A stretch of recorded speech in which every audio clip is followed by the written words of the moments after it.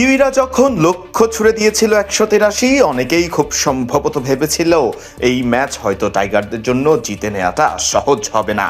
তবে অসম্ভব তো নয়, ব্যাটাররা রান পেলে কোনো লক্ষ্যই যে বড় নয়, অসম্ভব নয়, তাই যেন প্রমাণ করলেন টাইগার ব্যাটাররা। টি-20 সিরিজের প্রথম ম্যাচের দিনটাই যেন ছিল বাংলাদেশের, বিশেষ করে তাওহিদ হৃদয় এবং শামীম হোসেন পাটোয়ারির। দুজনেই তো দেখালেন টি-20 ম্যাচ কিভাবে খেলতে হয়, টি-20 ম্যাচে কিভাবে ব্যাটিং করতে হয়।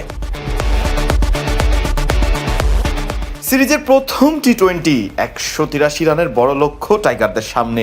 শুরুটাও মন্দ করেনি সাইফ হাসান এবং তানজিদ হাসান তামিম, তবে পাওয়ার প্লে শেষ হতে হতে স্কোরবোর্ডের রান যখন 50 ছুঁই তখনই সাজঘরে ফেরেন সাইফ হাসান।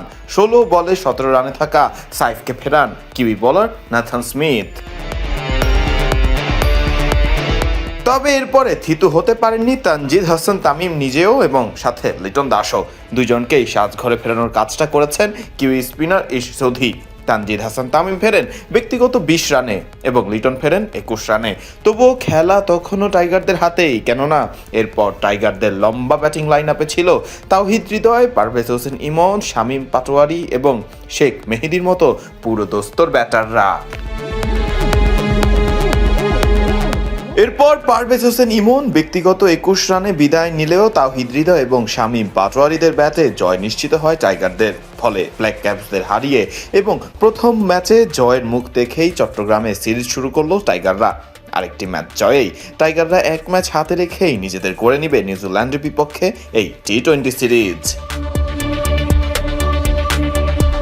এর আগে চট্টগ্রামে টসে জিতে বোলিং করতে নামে টাইগাররা। দলীয় 11 রানেই কিউইরা হারায় তাদের ওপেনার টিম রবিনসনকে।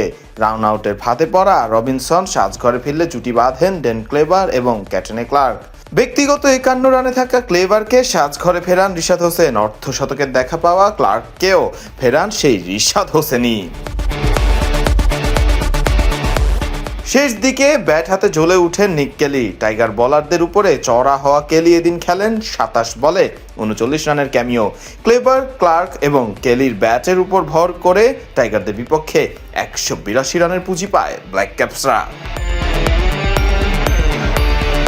টাইগারদের হয়ে দিন 2টি উইকেট পান রিশাদ হোসেন এবং একটি করে উইকেট পান শরীফুল ইসলাম, তানজিম হাসান সাকিব এবং শেখ মেহেদী হাসান। উইকেটে দেখা না পেলেও বল হাতে খরচে ছিলেন রিপন মণ্ডল, 4 ওভারে দিয়েছেন 39 রান। যদিও এদিন প্রায় সব বোলারদেরই ইকোনমি রেটটা ছিল 7-এর উপরেই। ফারদিন রহমান সকাল, বিডি ক্রিক টাইম।